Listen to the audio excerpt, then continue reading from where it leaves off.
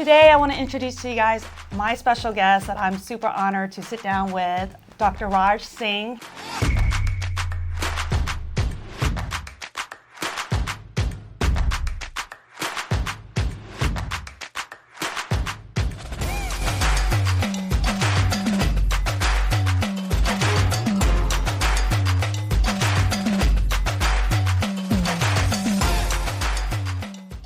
He's actually my holistic healing doctor that I've been seeing for the last 3 years since I've moved here to Las Vegas. Take a moment, introduce yourself. Hello everyone, I'm Dr. Raj Singh. I practice here in Las Vegas. I'm a board-certified physician in internal medicine and nephrology, which is a disease of the kidneys. I got interested in alternative medicine, regenerative care a couple of years back. I actively blog, have a YouTube channel, speak at national conferences. But primarily I focus on, again, healing the body, healing the mind. And instead of a symptom-based approach, it's always, okay, how we can, improve the body without use of too much traditional medicine, I would say, because I think it's overprescribed. So at least that has been my philosophy for my personal and also for my patients, and everyone seems to like it. Yeah, I agree. I think I want to start with how did I find you and how did we start our relationship and really build that trust? And for those that may have been following me, I shared a little bit about my health journey, which started about 5 to 7 years ago. And that began when I sat down with a nutritionist, right? That's when the beginning of all of these samples of work from urine, stool, everything you can think of, I've done it. And it started to really open that Pandora box, which I think a lot of people, unless you know and are going through the same journey, you would appreciate that we're all here to work on our optimal living. Like, we want to live comfortably and pain-free. So upon moving here, I researched, I always like to have my primary doctor in place and then have also a holistic doctor, because I grew up, I'm Asian descent, sure. Right? We know about the herbs, the plant medicine. I'm really against any type of prescriptive drugs, and like Doc said, he wants to be able to assess not just results, but symptoms. That was always something I admired and respected of your work. I trained in a traditional internal medicine way, so I do think that, less is more always. Sure. But I also think that sometimes we live in an environment where things are always done very extreme. Mm-hmm. So there is always, a lot of prescriptions, but some patients who are on the alternative side, all they do is just the supplements, and people who take like 20, 25 capsules a day. So to me, that also is excessive. So I think it's just taking a bunch of vitamins and supplements and herbs without a clear-cut reason is not something I recommend. So to me, it's like we got to listen to the body, we got to listen to the mind, we have to look at the blood test. So it should be a science-based. What I've learned is that combination of traditional medicine and alternative is where I see the best results. There is good on both sides. I respect that, yes. If you're sick, you're not going to take a vitamin and say, okay. It's not going to do it. Right? It's not going to do it. Right? No. So combination of things. So none side is bad, but I think overuse of either is not good. No, yeah. Fair. Based on the reviews that I saw on Google and just researching you overall, it made me feel very comfortable to set some time and say, look, all right, this is my guy.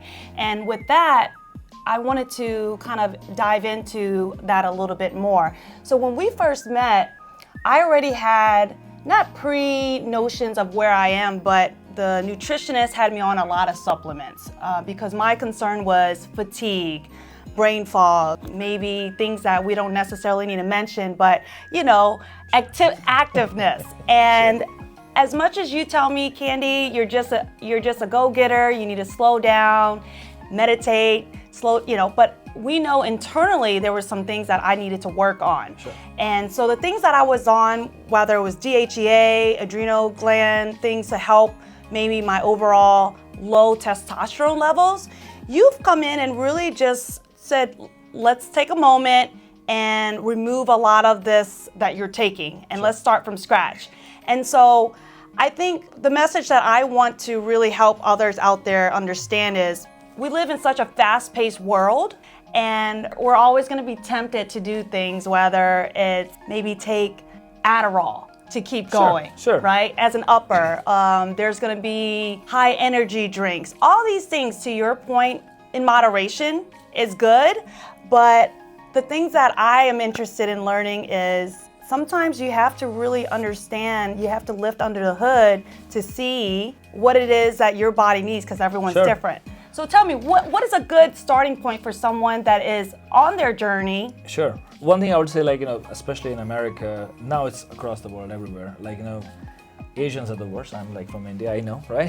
So the problem is, like, we work too much. We don't get enough sleep. We don't get enough sex. We don't do any of the normal things or natural things we're supposed to do. Then we wake up and we're tired, and then, instead of, then we go for a cup of coffee, or we need the Monster or the energy drink. Right. So to me, if your body has to rely on a stimulant to feel better, so that generally tells you that there is something wrong. Coffee being such a coffee culture in the US, I encounter that all the time. Every time I bring it up, it's like, no, I'm not addicted to coffee. I just like the taste of coffee, right? So that's a pretty classic denial. So to me, I do think that if you have to use a couple of cups of coffee a day or rely on a Monster or an energy drink, there is something wrong with your body, especially your adrenal glands. There's no way that you need to do all of those things. Now, I used to go through 5-6 cups of coffee a day. Mm-hmm. And I, typical doctor, I'll go, and when I go, and then, to the coffee place, there's another 5-6 doctors, couple of nurses, all in line to get a cup of coffee, and every 2-3 hours I'll meet the same people. And so they're on the same schedule. You're all peers that are doing the same thing, so even if it is an abnormal behavior, it looks normal because everyone is doing the same thing. Sure. Why do we have a Starbucks on each corner, right? So I think that's where the problem, because everyone is doing exactly the same thing. We're overworking, we're not sleeping enough, we're using stimulants, and we think that this is normal way of living, but it's not. And I can tell you, I gave up on coffee. I don't need it anymore. Nice. And I feel like better than ever. Wow. Yeah. That's interesting. Yeah. While I didn't think that this was going to be brought up, it's funny, the coffee culture it's just been on steroids, to believe it or not. And I honestly have plans that I would love to have my own little collective where people come, work, there's baristas there. But yeah, that coffee is real. As much as I've been able to remove all substances, Doc, I know coffee, that's just one thing that I guess I never really had to admit I may be addicted to. You could be addicted, but our brain, it's a computer. It programs itself, right? So if you do the same thing over and over again, it becomes a habit. So even if it's not an addiction, it kind of becomes a habit. It's like, brushing your teeth. If you always brush your teeth with your right hand, even if you try to do it with your left, you're just not going to feel good. You're just not going to get the good feeling of a clean teeth. So we're just programmed a certain way. And if we look at our lifestyle, we do the exact 90% of our day is exactly the same. We wake up around the same time, get a cup of coffee, get a breakfast at the same time, take a lunch break at the same time, get another cup of coffee, go home, watch TV, order dinner, and that's pretty much it. And if you look at your day, there are literally no variations in how we do things on a day-to-day basis, and it's just programming. So the goal is to disrupt that programming. So you have to acknowledge it and say, let me change my routine a little bit, and I think it slows down your brain, and you're not having that constant feeling of being wired. And when we need a lot more stimulants. We need a coffee, gets you wired. You need another cup in 2-3 hours. So to me, I think disrupting our internal programming, I think, is the most important thing. I couldn't agree with you more, and I think it is those disciplines. I think over time, to your point, it's in a perfect world, waking up, my routine would be, okay, drink lemon water, cleanse that out before, but I can also turn to the coffee machine and quickly just press the button. Not only is it making an Americano, and then I'll put 2 espressos, so those are like 3 shots a lot of in coffee. Just one sitting. It's a lot of caffeine, It is a lot of caffeine, and I don't think anything of it because it's habitual. To your point, it's just something I do first thing in the morning, right? First thing in the morning. Which I try to be better, the lemon water, maybe some celery juice before, and I'm trying to treat myself to a cup of coffee maybe midday after I've had something in my stomach, and coat it. But let's get off of the coffee topic because to me, what I'm most interested about, and I think I want our viewers to learn, I've been in such a conundrum, boss. As much as we are here to build businesses, I'm excited to hustle, my message is, how do we stay healthy while we hustle? Sure. And one of the things that I've been intrigued about learning more is the testosterone. I've come to you about possibly getting that, and people in, say, their 30s or 40s, I'm really recognizing for a woman before perimenopause or anything, they're already on it. And a lot of them are saying such great things. Anything I'm listening to is you get your vavoom back, they're waking up, Sure. less fatigue, and the less brain fog. And as much as I have been such a holistic person to not want to explore anything foreign in me, what I think I'm learning more about it is, it's not that it's a foreign object, it's not a steroid, it's a supplement. Can you talk to us about the testosterone? Because you guys offer it here. Sure, we do. Yes. We do. So, I mean, I do see very low testosterone levels. I mean, even some of my Very patients who common. are in their 20s and 25, I mean, they have the testosterone level of like an 80-year-old, right? So naturally, yes, we are needing more and more testosterone. It's not so much that, we just live in a different world now. Demands on our body are much higher. We are living longer. We live in a toxic, polluted world. Right. Cannabis culture is very common, and marijuana suppresses testosterone big time. We're in Las Vegas. I mean, it's legal, so any state where it's legal and it's often used, Interesting. it suppresses your thyroid, suppresses your testosterone. No, occasional use of marijuana, no issues. It's recreational, but you make it into a habit, you're going to be suppressed. And again, then we are like the hustle and bustle, right? So you are doing a lot more things, you're not resting enough. So now your body is depleted of all the natural resources. And your adrenal glands or our organs are like a factory. So if you are over fixated on working and you're just constantly wired, then you go to that feeling of being wired and tired. You're very alert, you're hyper alert, but you also feel fatigued. And your adrenals can only make so much of everything. So naturally, if you're doing a lot of coffee culture, coming back to that, or stimulants, or just a lot of stress, you are going to produce a lot more cortisol because that's what you need to survive, that's what you need to function. So your body has to cut back on other things, which can be like the testosterone, for example. But yeah, I see low testosterone so common. But yes, if it is low and you are on testosterone, yeah, it changes your life, right? You feel like a different person. But it has a cost, so especially young patients, I see sometimes some of my clients who are in their 20s or 30s, they've been on testosterone for 5 years, and testosterone causes testicular atrophy. Your sperm count goes literally to zero. And I always ask them, did you freeze your sperm? Did you plan to have family? It's like, no. It's like, you are supposed to do all those things before you ever start testosterone, and nobody ever educated them on it. Because right now it's like, you want some testosterone, give me some money and I'll write you testosterone, right? Right. But before we get to testosterone, maybe we need to encourage our body to make more of our own testosterone. Right. So that's where cutting back on hustle and bustle a little bit, although it's harder to do. Doing good amount of supplements, sleeping better. Weed, right? Less consumption of weed, sleeping better, so all those things I think are extremely important, So, and then I think when low testosterone, your sex drive is low, then people need Viagra, Cialis. Again, very young patients should not need it generally. So I think we just are in a world which our bodies are just under too much demands, and our priorities are not right. No, and you're right. And I think whenever those carrots are dangling or shiny objects are like, hey, get on this, you're going to feel this much better, without taking the time to really see where you are and how can you help, because your body is a machine. It wants to generate and produce those things. Correct. But why isn't it? Exactly. And get to the root of that before you just quickly put a Band-Aid on it, because what I understand about testosterone too is you're on it for life. I mean, you can eventually get off, but you're going to feel like how you feel. Yeah, it's a very baseline. it's an addictive drug in a way that it makes you feel so good that people don't come off it. Yeah. And you want more and more dosing over it because your body responds less and less to it. So the later you start in your age, the better it is. And to me, again, a combination of supplements to start, to see if your body can make its own. Improve your lifestyle, sleep better. Fixing those things actually can help a lot. And then doing some supplements, IV drips here and there, all those things help. Now, I always try those things first, at least for 3 to 6 months, recheck the blood work to see where things are, before saying, okay, you're not making any testosterone, here is testosterone, and see you in a month, right? Yeah. But there are patients whose body, they don't make any testosterone despite all those things, and those are perfect candidates for using testosterone. We can do injections, we can do pellets, gels, so many different options. But give your body a chance, is that, at least that's the message I want to send, that And I think you did a really great job with that. And that's what I want to stress is anyone that I have met prior to connecting with you that has brought up testosterone, to your point, they haven't shared everything you just mentioned. And I think that's very key.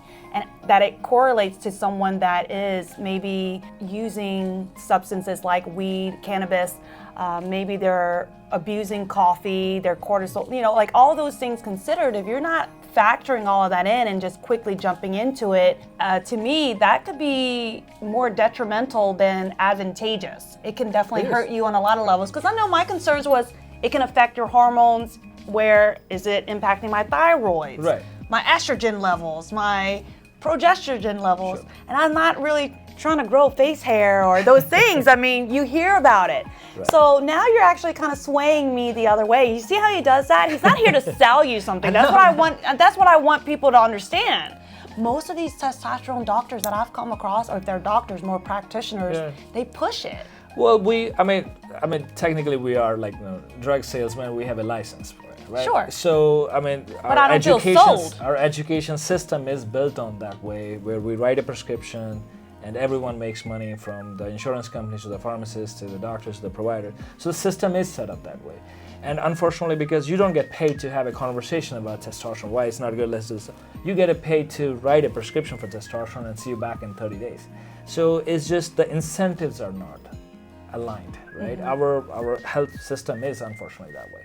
And a lot of patients say, well, I'm not feeling good, I'm going to see the doctor. But you want to see the doctor on a regular basis so that you don't feel bad later on, right? It's all about prevention. I don't have to go see a doctor because I've been always good. I never see a doctor, right? That is a wrong approach. So to me, you want to see a doctor so that we catch things at an earlier time. And it's all about being the healthiest version of what we can be. Of course, everybody needs to take medications here and there, but you want to sort of, at least, can we cut back on the medication? So when somebody comes to us with 10 prescriptions, my job, I tell them, okay, I'm going to try to get you on 5. If you're on 5, I'm going to try to get you on 0, right? And I've taken people like who've been on insulin, like when given a diagnosis of diabetes, on insulin for 10 years, we've taken them off insulin. Amazing. We had patients whose kidneys were like almost on dialysis, we got them better, So it's all about, our body has remarkable ability to heal. And when we don't give it the opportunity, but we just give things from the outside, it has no reason to work. I mean, example of a thyroid, somebody's thyroid is low, start levothyroxine or synthyroid. You're giving that medication from the outside, your body is saying, hey, my thyroid is going to say, hey, I'm getting this medication from outside, why do I need to make it? So you will make less and less thyroid hormone over time, and your dosing will go up and up and up. But instead, the focus should be, okay, the thyroid is not working, how we can support it? Maybe we can do some iodine, maybe we can do this thing, maybe let's do some blood testing. So the goal again is to prevent that thyroid from damaging quickly and not jump to just replacing a end drug or a hormone, right? Just allow your body to do more. At least that's our philosophy, and that's what we do. And there are some people who like it, and some will say, like, no, I'll go see somebody else. Yeah. And it's a relationship. It's a trust. If you don't trust what I'm doing, if you just done a bunch of Google research and then you say, this is what I read, but it does not replace 20 years of practicing medicine, right? So, but it's again a trust thing. If you trust me and that I have your best interest, yes. And it's a relationship, so if we don't have that mutual trust, then, it's just not going to work. No, and I think that's why I've been seeing you for the last couple of years religiously, and I say that why, because in the past, I remember I had an incident where I had ovarian cysts, and whenever I tried to treat it on my own outside of like surgery being pushed on me, that I'm like, hey, no, I started doing a celery juice, I eat clean, I'm reducing my stress. I know it was very stress induced, and sugar. Like those are the sugar was my vice. And sure enough, I came back and the size really reduced, if not dissipated. And the doc's like, no, like she was anti. And I think to me, the point I'm trying to make is that's very textbook doctor to me versus for you, I think you are very open-minded. You take Eastern, Western medicine and kind of like infuse it and come up with a solution, right? And I think a big part of our understanding, at least the way my approach developed, I mean, to be honest with you, this did not happen overnight. Sure. We trained a certain way, but at some point you think, hey, this approach is not the best approach. You start questioning what you've been taught over time, right? And I think that's when you start exploring other things, and you gotta keep your open mind. Yeah. And unfortunately, in the profession we are, being a doctor, we went through so many years of school. There is a certain amount of ego that gets built in, that I am the doctor and I know what's best and I know more than everybody else. Once you have that type of mindset, you don't learn anything new. You don't expand from And I get into argument with other doctors all the time who don't agree, who don't believe in my approach, because they've been trained a certain way. System. But that's what programming is, right? If we are programmed a certain way, I mean, alternative medicine doctors, all they do is do supplements. They hate anything. Homeopaths will only talk about homeopathy. So it's just what we start believing, that's the truth for us, right? That, hey, this is what I've been taught, this is what I believe. My peers are doing the exact same thing, so it kind of builds that herd mentality where you feel better that, hey, I'm doing everything right. So I think it's just questioning those things, I think, is what is important. Right. And because I've been teaching for so many years, and like they say, people who know, do, and people who understand, teach. Right, so it's just the understanding part. Once you understand the body in a better way, you're able to connect all the dots. So I'm just not looking at your thyroid or adrenals, just looking at the body overall, because everything is kind of connected to each other, right? Sure. And we are a country of over specialization, where I only deal with the kidneys, I only deal with the heart, I only deal with the thyroid. So I think people miss out. Like, we treat you as that I'm only treating a piece of you. Other part is not my problem, and that's where I think you end up being on multiple prescriptions that you don't really need, because no one is looking at the core problem. I love that. And then we had talked a little bit, just to kind of dive in a little bit of the services that you offer here at Healor is the IV drip. I do want to touch on that. However, just a few months ago, and I didn't know you offer that here. So I definitely will come back and hang out and got to work on my marketing a little bit. Yeah, well, who's your marketeer here? But I can definitely speak to the power behind it. I think the solution I had was Myers. They call it the Myers, whatever. And for those that are out there that hasn't taken the time to, like you said, you had made a few points, it is important to visit with a doctor on the annual. None different than when you get your eyes checked, you're going in for your routine, because even though everything may seem good, is it really good under the hood, like they say? Right. And so I think taking time to invest in yourself and being preventative, because the IV, when I did get sick, I'm not quick to go to the doctor. I'm quick to hey, how do I get better through deficiencies? What is it that I'm lacking, and how can I quickly because I'm not trying to get on an antibiotic, right? And so tell us, what kind of IV services, or what's offered here? We customize all our IVs based on what's needed, and the reason you haven't heard much about it, because again, we don't push it on everybody, right? And I have patients who've been getting IVs, they get it once a week. Oh, wow. And it's easy. Like your money. B12s, or what are they getting weekly? Some Myers and some other vitamins, and just that's what they've been told, that they need to get a weekly IV drip. Okay. And if you think of it, so I think IV drips have a value, but I also think that they are overutilized, right? Again, the whole mentality of fix me quickly so I can go back to my normal job, and I don't want to make any changes to my lifestyle. I still want to do exactly the same unhealthy lifestyle I have, but just make me better for a week, and then I'll be back here in a week. That's a perfect patient, Interesting. Right? You're on the clock, right? Every week you come in, get it. So I do think that it's overutilized, definitely. We don't have, I can't look at you and say, I think you will benefit from Myers cocktail. I can't tell you what you're depleted in. That's what the blood testing, that's where but a lot of places don't do any of that. They say, this is our 5 drips we offer, which one do you like? It's not cheap either. It's not. And it's like a bar, right? It's like a bar, right? What drink would you like today? Yeah. Right? Most of these are menus, right? What drink would you like today, right? I feel like having a Myers today with ice on the side, right? It's kind of like that approach. Well, and then it's are you even putting all of that stuff that you say you are in my little bottle? Not you, but in general. I'm like, no, that's a conspiracy. I wouldn't get into that. It's not just yellow color. I'm sure there are vitamins in there. But what I was saying is again, I think it needs to be custom. It's like a prescription.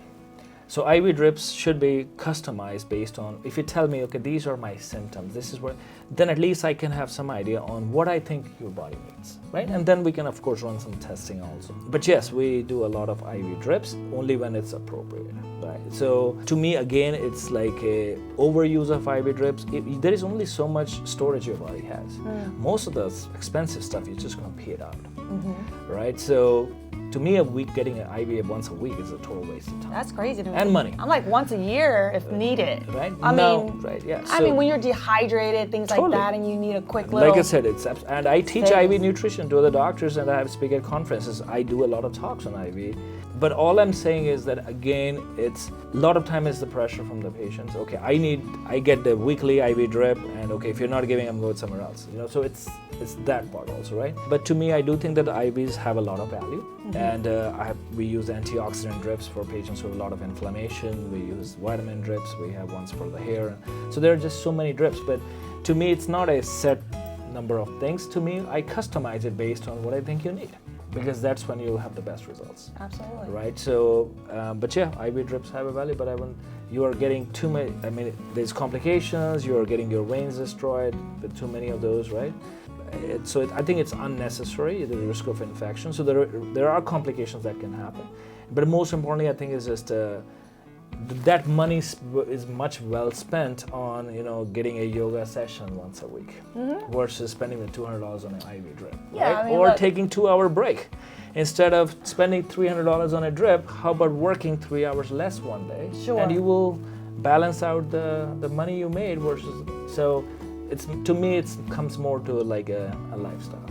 Absolutely. Yeah. Everything is about the lifestyle. Yeah. I mean, the Ozempic, I mean, that's a whole topic in itself, right? Sure. You see people like, oh, you can definitely tell they've been on it. Yeah. And you know they haven't had an active lifestyle or how they eat and how they drink, and like, whoa, you dropped 80 pounds. So yes, it's all about lifestyle. So let's kind of go back on that topic that I've asked. You mentioned a lot with getting blood tested and things like that. I mean, at what age really though would you recommend someone out there that is conscious and intentional, mindful of their health? When is a good idea, when is a good age for them to start looking into that? I mean, I do think that like annual blood test, basic blood testing, I think is very appropriate. But again, like, you know, it's not just about just doing the blood test. Sometimes you don't need the blood work, but at least I'm saying that you need to at least get into healthcare at least once a year. You know, have a conversation with the doctor, have them look at your skin, your overall body, listen to you, because sometimes you may pick up on things, right? Even before you develop symptoms.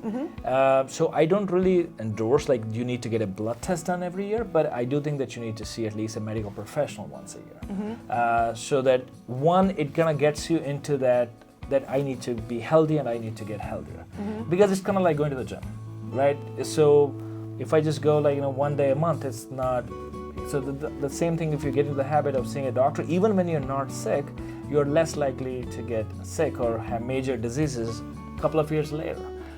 So we have to change that mindset that I only need to see the doctor when I am sick. When something is wrong. We need to see the doctor so that things don't go wrong. Right, you want to pick it up before the Exactly. big C word comes up. Even though if it's not hereditary, there's things, to your point, environmentally that we unfortunately get exposed to. And so I am interested to learn, because I didn't start taking my blood work, even though I did visit the female doctor annually and do that type of stuff. My blood work didn't start taking place until the last 5-7 years. So to me, that's a little, not concerning, but that's where all of these things started to come to surface. Correct. Right? Yeah. And so with that said is, let me just rattle off. I take C's, D's, E's, turmeric on a regular basis. Let's call it that. And so, actually, and I started taking magnesium because that, to me, I think has been very helpful to remind yourself to calm down your body, to kind of, right? Slow down,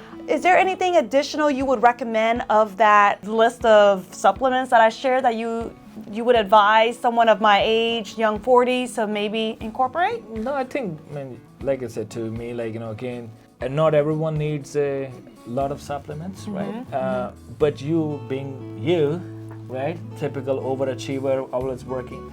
So your demands on your body are higher, and we're sometimes not always eating the best food also, right?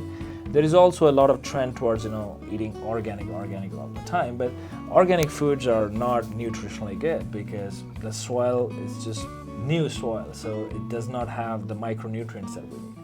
We're drinking water from RO systems, which are basically depletes everything. So just drinking water from a bottle of water or just from an RO system, not using tap water at all, I think those are kind of bad habits. So we need those things in our body. So I think we live in an overly clean world where we are washing hands, sanitizing everything. So a little bit of infections are good. Are natural. It's going to happen. We're not preventing it all. Yeah, so it's part. We have an immune You got to system. test your body's strength you over need time. To. And there is this theory that why do we have so many allergies these days? Why we have so many autoimmune problems these days? And maybe some of the theories are at least that we live in a very clean world. We don't allow our immune system to do anything. At the slightest signs of getting sick, write me an antibiotic. So your immune system has to do something. If it's not fighting infection, it's going to fight your own body. So it is there for a reason. So if we get sick, 1-2 times a year, so what? You have your built-in mechanisms for that. But just say, I would never want to get sick. I'm a little bit sick. I'm going to get antibiotic and this. I think it's just bad. It just causes more problems down the road. So it's okay to get sick once in a while. Absolutely. What's the big deal? Yeah. No, listen, Yeah. we're not made of titanium. And listen, the last time I got sick, I'm like, okay, what did I do? And to your point, I always turn back to is the gut health. It's those things that, okay, what am I doing? What have I been eating? What have I been resting? All the things that you mentioned, I think is just going back to the basics, right? Totally. As a kid, we hated it. We hated to nap, read, do PE class. But those are the 3 things I feel we just go back to the basics, we would be in good shape. I want to add something to the gut. Gut I think is the most important part of our health, right? Our gut and brain are so well connected. Most of the serotonin, which is our hormone that keeps us happy, is actually made in our gut by bacteria. So, having a good bowel movement a day, not being constipated, not taking too many antibiotics, all those things actually keep you happy and keep the bacteria in you happy. So, if you're depressed, get your gut checked. Fix your gut, and your depression will get better. No, absolutely. Yeah, so that's very important. Often overlooked.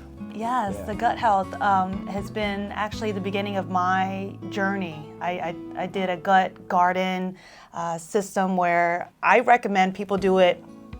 You're the doctor, but I think it's very important because dairy and everything we're consuming, not knowing that your body doesn't break it down like it should, or it's allergic and it's causing inflammation. That's the other big thing. Yeah, bodies are so inflamed these days. For everyone out there, whether you are on prescription drugs by choice or because you're required to, over time, all those things adds up and it starts building up in our liver. And I know you're the kidney doctor, while we're also maybe waiting for some results for my liver. We don't have to get into it, but let's talk about the liver and how that is like the biggest organ, right? Like everything filters through that.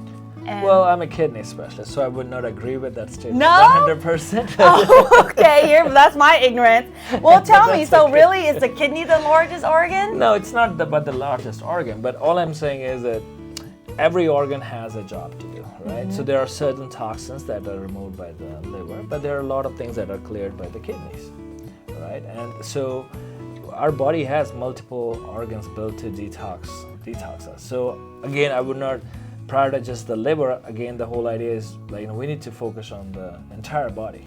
But yes, we drink a lot, so we take a lot of pain medications or acetaminophen or Tylenol.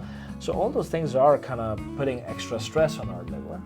It consumes and anytime we live in a toxic environment, so our liver has to produce a lot more antioxidants to kind of fight those free radicals that we're producing. So naturally, when you have less of those antioxidants, you're more likely to get injury to your tissues. So again, the whole idea is how can we reduce a toxic load on our body, and of course taking some antioxidants when you need, but overall just cutting back on unnecessary medications is what I would say. Cutting back on drinking, exercising. I have also seen when people consume a lot of juices, fruit juices especially, causes enlargement of the liver, because fruit juice, this is very healthy, I'm gonna just drink juice 3 times a day. But it's not natural sugar, it's fructose, so our body cannot break it down directly. it has to be broken into glucose first by the liver. And if your blood sugar is already okay, it's not going to do that. So it'll just get stored in your liver as triglycerides, and that's what causes fatty liver, causes your liver to get enlarged, causes it to get inflamed. Too much fruit juices also can be bad. What is it? The high corn? What a high fructose? Well, corn? those are like, that's the high corn syrup, of course. But Yes. I'm just talking like, even like, drinking apple juice or orange juice, or too much honey, like, for example. Like, now, those are all things that are healthy. I'm not saying they're bad, but I'm just saying, Back to just don't moderation. do like, okay, that I'm just gonna do juicing like 4 times a day, and I have my own juicer in my house, and think that's gonna do you right. because it causes two different. One is you're damaging your body. 2, that you actually believe that you're actually doing something healthy when you are not. Right? So, and then you're lecturing everyone that how healthy you are, and you're causing actually, spreading wrong information. We live in a world of over marketing and a lot of fads. So every year there is something new that comes up and say, okay, everyone is doing this, everyone is talking about this. But again, no one talks about, okay, how to actually fix a lifestyle and fix it. So keep lecturing about the lifestyle part. I listen away because, and it's funny, I'm chuckling inside. I just got a juicer, and I've had a juicer many years ago, Sure. but within this last couple weeks since you and I have revisited about the whole liver, I've been juicing more because I know my biggest vice over the years, and I'm interested to learn Sure. from the gastro what she reads about my enlarged liver results. Sure. Is I know I lacked water, right? Especially moving here too. I've tried to up that intake more, but the processed sugar. Yeah. I'm not, for the record, I didn't abuse drugs heavily. Like, okay, there was a period, maybe I was on Adderall because I was working 5 jobs. There was a period where I drank. I wasn't an abusive drinker. However, I'm clean of drinking liquor for the last 3 years. Even though removing these things is just weird to me, Doc, because it's like now coming to surface. And I've expressed that to you, right? But the liver, maybe it's not there. I'm interested to learn what's happening internally that's not making my liver maybe do the functioning that it should. Yeah, I mean, that's something we are looking into, and I don't think I want to talk about your medical history on that. Okay, you're right. So we'll omit that. To me, a juice is like a soda, right? And it's actually worse than drinking a soda, because soda, at least we know, is unhealthy, right? But when we say, well, I don't drink soda, I only drink juice, you think that you have a healthy behavior, but it's actually not. It's exactly the same thing. But you think you're doing something healthy. Because if you think of it, like, a glass of orange juice, right? Probably like 7-8 oranges in there. Okay. I mean, it'll take you time to eat an orange, right? So you have to peel it, there's a fiber, there's pulp. So when you juice something, you're removing all the fiber, and on top of that, now it's like a concentrated sugar. It causes a big insulin spike. As soon as you drink it, in 30 seconds you have a huge spike of sugar, huge spike of insulin, and that's why we see so much pre-diabetes and diabetes, So the soda culture has gone down and unfortunately has been replaced by juice culture, and we That's think it's amazing healthy. you say that. Yeah, It's funny. I bought a pack of a 5-pound bag of carrots, and that gave me maybe like 2 24-ounce. I don't know. Maybe that's not that. Yeah. That sounds like a lot, but yeah. To your point, if you're drinking it, Yeah. and you're not watering it down, because that's concentrated. It is. And who's really eating 5 pounds in one sitting? But you're Exactly. thinking you're doing well, and Right. carrots has a lot of sugar in it. It does, but again, like you can't eat 5 pounds of. And if you do, I have no problem with it, right? Or if you drink eat 10 apples, but because that's the amount of apples it takes to make 1 glass of apple juice. So, I mean, because you're not gonna feel to eat anything else after that. It's gonna have a good amount of pulp, good amount of fiber. It'll take you like 30 minutes to go through probably 10 apples. So I have no problem with eating fruits, but I think I do have a problem with consuming too much of fruit juices for this reason. And we also associate that it's a healthy habit when it's not, right? So you can say I'm doing everything right, I'm juicing 4 times a day, but when we talk about cut back on the juices, most people say no, because that's not what they've heard over the last 10 years, all right, from their friends, their neighbors, no, juice is good, juice is good. So when somebody like me comes along and say, cut back on that, your liver is too enlarged, you get triglycerides are too high, you have fatty liver, stop drinking juices so your liver will normalize. And it's like, what, this guy has no idea what he's talking about. How can a fruit juice be bad for me? Right. So some people believe it, some don't, but again, it's about an open mind. My job is to educate, but if someone doesn't want to be educated, there's not much I can do about it. Right? Wow, no, thank you for opening my Yeah. mind to that. That really shedded a lot of light, and now I'm thinking, I've been eating more dragon fruit berry bowls. That's fine. I know, well, because I'm saving money from not buying. I would go there probably 3 times a week, and all the toppings you put on it is another thing, but we'll spare that. But If you're like more interested, like I have a YouTube channel and I actually posted a video on fruit juices and like the whole physiology and how that works. It's on my YouTube channel, so you can. We'll definitely plug that in. Yeah. I love that. Yeah. Tell me about your teachings. Where are you hosting or having these? Is it workshops or? So I mean, I teach like all the way from medical students at the university, and then the fellows and the residents and the surgeons and the critical care nurses to pharmacists. So I work with everyone at least at the university level. And then outside of that, I work with several companies, and then there are conferences all over the U.S. and some international, so where we talk about, give talks on anti-aging, hormones, and sexual dysfunction, and because that is such a common problem also these days. Sure. People are not having enough sex, and when they're having sex, it's just not good enough, right? So those type of problems we're seeing, IV therapy, of course. Hormones and pellets. So I teach a lot of those, but there are conferences. Most of it is not for the general public. It's attended by other medical professionals who kind of want to learn this approach, and then and that's what I love about it, because I can only take care of so many patients at a time. But if I can train enough people, the doctors. You're cloning you, right? To help. So sort of at least spreading to the word. Disrupt. Yeah. So we're spreading the word, and then and then they can take care of their, and then it's just opening the mind. Beautiful. And I tell the doctors who are in my conference that you actually are here because you have an open mind. You're willing to learn something outside of what you've been taught. So that itself is a great sign. Oh, I love it. So that's what I love teaching so much. Oh yeah, that's very flattering, I would imagine. Yeah. So that makes sense. It's not something like I would be able to sign up and No, attend. no. It's your colleagues, your peers. I if you do would. give some talks here and there, like for some of the events that are happening in town. Like I did for Review Journal, the Aging Fair. So I do give some talks here and for but most of my conferences are quite expensive too, but they are primarily tailored toward medical professionals. Got it. Yeah. Okay. Yeah. Love it. Well, you have something here for us today that I wanted to kind of show everyone viewing. Sure. What's in this wellness pack? Is this kind of like you tailor these? Yeah. So I mean, like I said, so these are customized. So it's like a prescription. So like you talk to me like, okay, I take vitamin C, I take vitamin D, I take zinc, this. So instead of having like 5-6 bottles of everything, and every time you open a supplement, it's exposed to air, so it loses its potency. Oh. So what we like to do is like these are called these individual packets. So they have a dose of the supplements in them, and they're not just random. So I pick and choose them based on what your blood tests look like, what your symptoms are, and then you consume 1 packet a day, basically. Oh, wow. So it's more of a customized nutrition versus, we call them custom med packs. So this is something we create. It's patient specific. So it's not like this, okay, I have like 100 of these in my office and here you take one, you take one. It's not a one size fit all. It's not.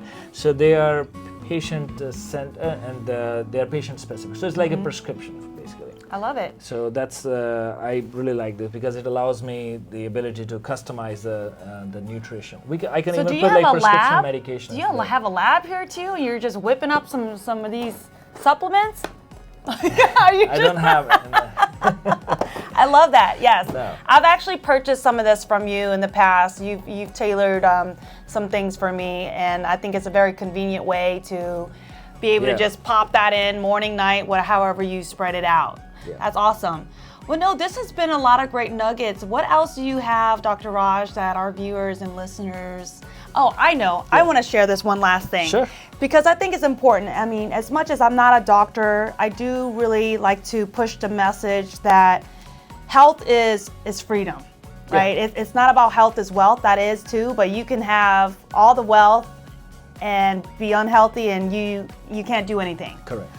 So as much as I come from a background where having a good credit score is just as important to be able to leverage off of getting a loan, purchasing a house, building a business, it's none different than having a good track record of a good, say, history of whether, you're free of cancer and all of these diseases and things. So I guess you and I also had a recent scenario where we've seen it. My sometimes things get picked up in blood work that maybe even health insurances may frown on. Yeah. Right? Right. So talk to us a little bit about how just staying healthy even is gonna help you long run. Right. I mean, like, I'll at least address the blood test part. So a lot of the blood tests are reference ranges, right? They are based on healthy individuals, right? So a lot of, even if the blood test is in a normal range, that does not mean it's normal, right? Because it's all about interpretation, right? So a lot of times I may pick up on something, and even if it's in the reference range, your insurance company say like, well, this is still part considered normal, but the range could be like, I'll give an example of testosterone. I mean, the range is like, like 300 to like, 1100. And if I have a 20-year-old who has a testosterone of, let's say, 400 or 300, and I order additional testing and the insurance company will say like, no, this is still in the reference range. But my counter to that is, hey, the level is 300. Yes, it's a normal for someone who is 70 or 80, but not normal for someone who is 25. Just being in the normal range does not mean it's normal for that particular individual. And I think that's again where the herd mentality comes in, that okay, we're going to put everybody into this one box, but we are not like sheep. We are like, human beings. We're very complex. We have very complicated genetic structure, we have genetic history. So every person is unique. So just because something works for you, doesn't mean that it's going to work for somebody else, right? So I'm big on interpretation of lab tests, and I think how we look at things is more important, and sometimes it's not very obvious because and that's why if you're seeing me on a regular basis, even if I miss something on the first one, I may pick that up on the second or third appointment, right? So that's where consistency is important, to seeing us on a regular basis so we can protect it. Yeah. And I think I totally forgot what question you asked me. No, you're fine. I think I was trying to correlate it somehow with my line of work as far as like good credit, good history. So, and like again, like we work hard to make all this money, but when people are sick, they say, take all my money, just get me better, right? So to me, like being healthy is a huge. Once it pays to be healthy. Once you're not healthy, people say like, I just want to feel better, and I don't care how much it costs. Sometimes just get it's me too better. late, right? It goes back to being proactive versus exactly. By the time you feel it, that means what else has been going on underneath all of that. And I can tell you that I'm 45 now, and I can tell you that I feel better than I did in my 30s. Wow. Right? That's because you cut out coffee? Not just cut out coffee, just changed the way I look at the world, clean my mind, focus on self-care, work out, yoga, meditate, do all those things. So I'm not just here to give a lecture. I practice what I preach, And so to me, I think that is a huge part of, and that's why I believe in this so much, because I was not the most healthiest doctor. Doctors are generally not healthy by age. I think you were a few lbs higher when I first met you, right? I was overweight, I was drinking coffee, I used to drink pretty much every day, I was like smoking like a chimney, so I was very unhealthy, right? Interesting. Yeah, so I did make changes to my lifestyle and, help of supplements and meditation and prioritizing, and like that's what I'm saying, I feel better now than I actually did 10 years ago. Amazing. My hair have grown back a little bit, and I lost weight, so reverse aging. No, you were right. Benjamin Button over here. Sure.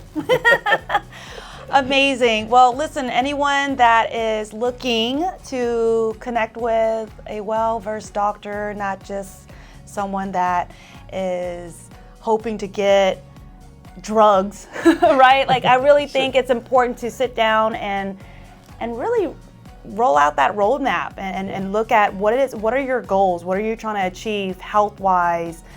To his point, what can you start adding to your daily exercise routine to help improve your quality of life? Dr. Raj is who you guys need to connect with. How can they find you? You can find us on Healor.com. That's our website, and we're fairly active on Facebook or Instagram. So you can find us on Healor over there. And we're. And then where are we located? So we're in Las Vegas on Charleston and Valleyview. But like I said, we're very easy to connect with. You can message us even on our Google pages. So we're very active socially. And you can comment if you have questions. You can write comments on our blog or on our website, and I respond to them personally. check out our YouTube channel. There's some good stuff there. All in all, look forward to kind of meeting you. Hopefully, I'll get some patients from this. Absolutely, and I really want to add on too, while we live in Las Vegas together, he has the option. He's here to help you even if you're out of state. We've been able to connect on telemedicine. And so that's been really convenient. His system is so dialed in, like you have people from the front desk texting you and getting a hold of you prior to the call to make sure everything is kosher. So he's just proficient all around. He's dialed in. So, but thank you for taking a moment, Doc, to sit down with us, share your knowledge, and really serving the community. That's really huge, and that means a lot. Thank you for the opportunity. Again, I mean, I love what I do, and our practice is built on that philosophy, and I mean, we're very proud of what we do. Thank you for the opportunity and getting the message across. Absolutely. So, thank you.